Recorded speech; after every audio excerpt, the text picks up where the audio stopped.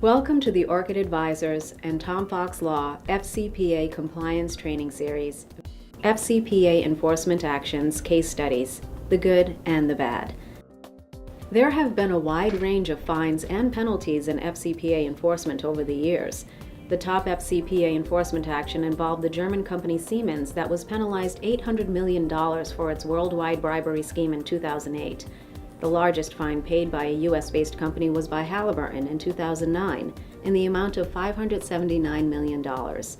As staggering as these numbers are for the fines and penalties paid, they pale next to the overall costs that a company can incur for an internal investigation and related expenses for an FCPA violation.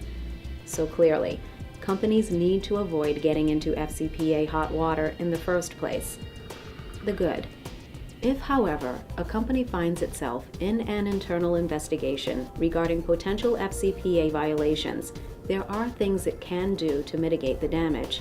Indeed, there is one FCPA matter that stands out for the company's response.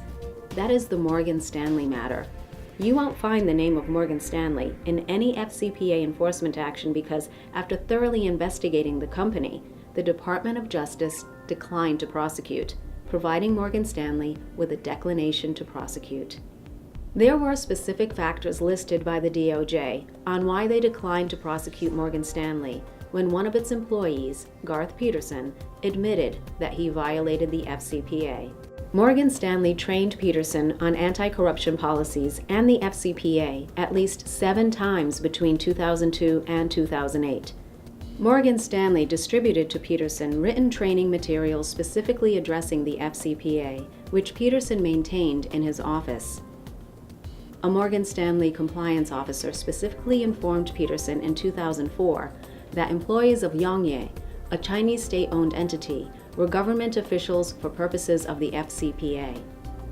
Peterson received from Morgan Stanley at least 35 FCPA compliance reminders.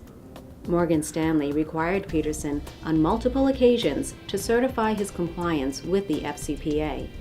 These written certifications were maintained in Peterson's permanent employment record.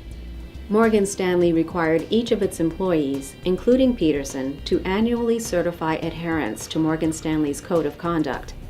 Morgan Stanley required its employees, including Peterson, to annually disclose their outside business interests.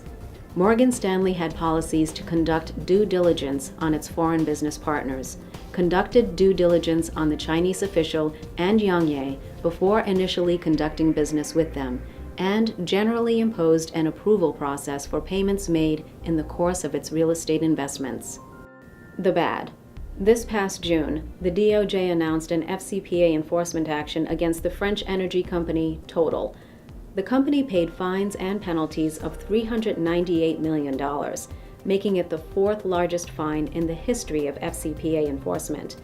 Total's bribery scheme was to pay over $61 million to an Iranian oil minister to receive concessions in Iran. Total completely failed to take FCPA compliance seriously.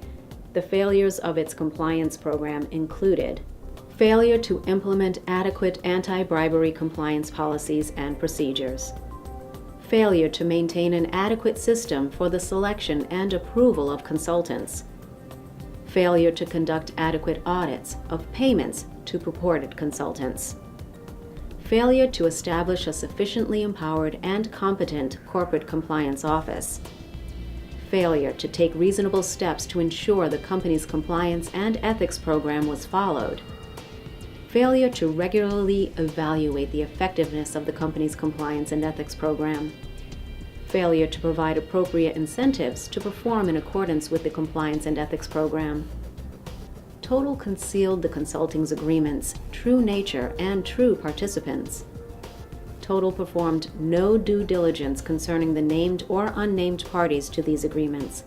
And Total lacked controls sufficient to provide reasonable assurances that the consulting agreements complied with applicable laws. The message from these 2 examples is clear.